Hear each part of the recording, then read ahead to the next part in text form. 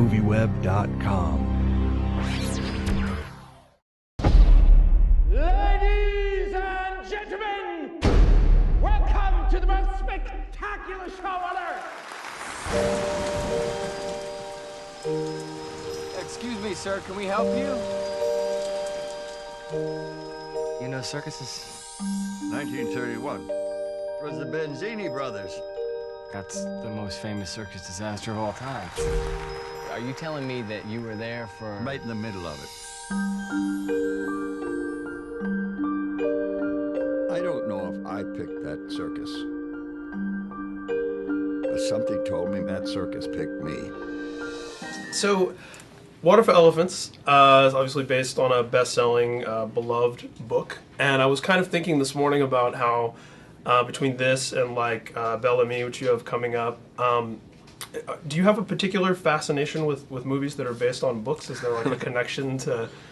Have you? Has that even occurred to you really? How you keep doing these movies that are from literature? I think every single thing, everything I've ever done, including like little TV things in England, like I think it's every single thing that's been based on a book. It's weird. I don't know why.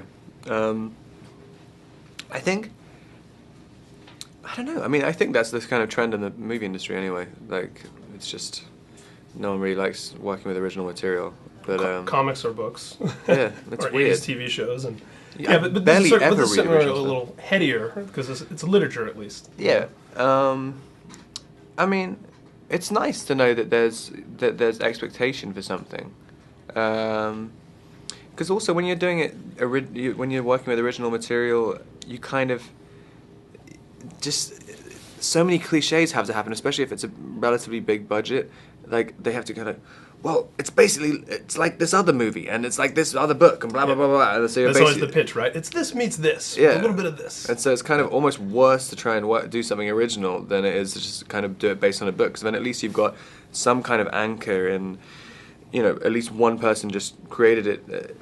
Like it's totally original in at least one person's head, and you have to kind of stay true to the book, which keeps it, you know, keeps it a piece of art more than you know, just a marketing exercise. Yeah, it keeps it anchored. At the same time, I would imagine it adds an extra layer of responsibility as the performer, because then you have these legions of readers who have a character pictured a certain way in their mind, mannerisms, everything like that. Does that make it a little tougher? I mean, mainly because you don't want to ruin it for them. Because like, I mean, there's so many things where like someone's read a book, like, I love that book. I mean, I watched the movie and I couldn't even read the book again because I've got that image in my head that's destroyed it for me. Yeah. So that's the one fear.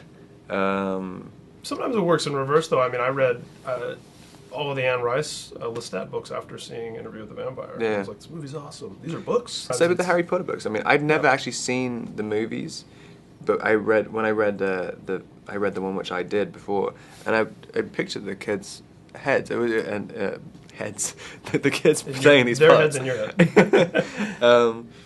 And it was kind of, you know, just a great casting. It kind of sometimes helps, but yeah. I mean, I hope we did justice to it. I think it's an interesting time also for a Depression era film. I mean, obviously the movie, it's romance and it's this large story, but it's set against the backdrop of the Depression. We're the closest we've ever been to that. Again, did you think there was an interesting sort of parallel, I guess, with the material? And I mean, I don't think so. I mean, there's something. Well, there probably is in some way. I mean, I'm sure a lot of other people who worked on the movie would be able to say, like, yes, of course, that's blah blah blah.